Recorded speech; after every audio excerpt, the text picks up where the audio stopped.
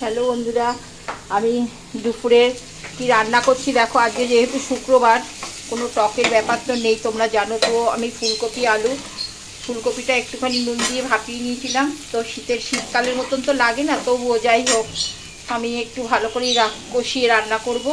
তো এর মধ্যে আছে তোমার হচ্ছে জিরে আদা, দেখতে পাচ্ছ কালো কালো লাগবে, জিরে আদা, কসুরি মেথি, কাঁচা লঙ্কা, কাশ্মীরি মির্চি, যেহেতু রং কালার হবে, নুন মিষ্টি সবই আছে, আর হিং দিয়েছি, যেহেতু নিরামিষ এটা আমি দিয়ে দিলাম।